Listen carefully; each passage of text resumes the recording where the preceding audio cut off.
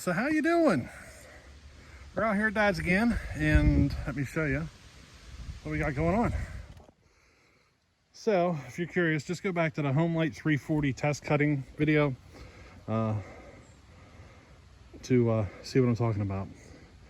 But this is where all my firewood was, and that back then I had posted a video showing you what I had sitting here. I think there were 4 big rounds sitting there, a couple of pieces sitting right in here, all big rounds. And there were a couple sitting over here and amongst these weeds.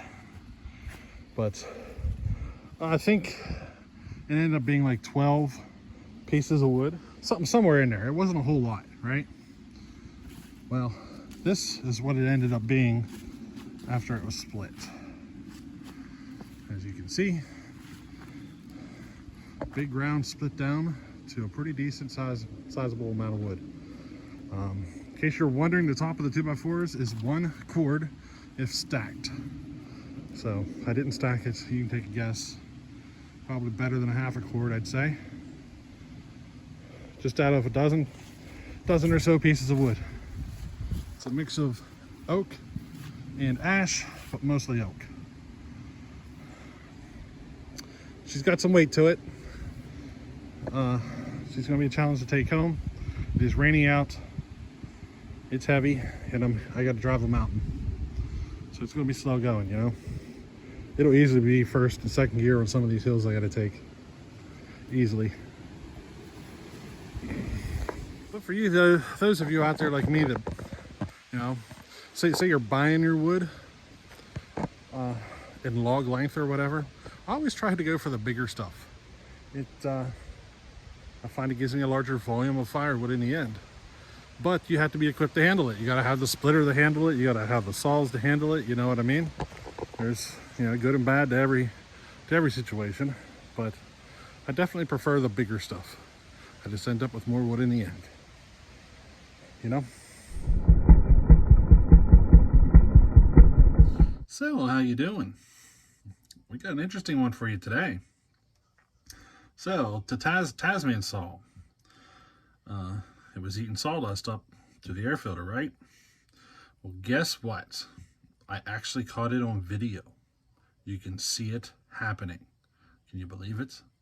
Let me point out what you were looking for in the video.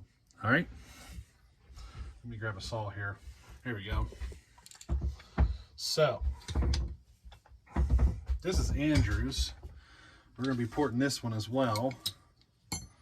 But what we had going on, if you look at this area where the clutch cover is, and you look, you can actually see the sawdust come right up and go right in right here on the video. You can see it happening. So whenever I pull this video up here, I'm going to do some zooming and everything, and you're going to get to see it happen. It's pretty cool. Well, it's cool and it sucks at the same time. You know what I mean? But I thought it'd be something interesting to see. Definitely have to address that when we put it back together and get her sealed up right. But in the meantime, let me show you these clips, and we'll be able to actually watch this thing eat the sawdust right on video. Alrighty, check it out.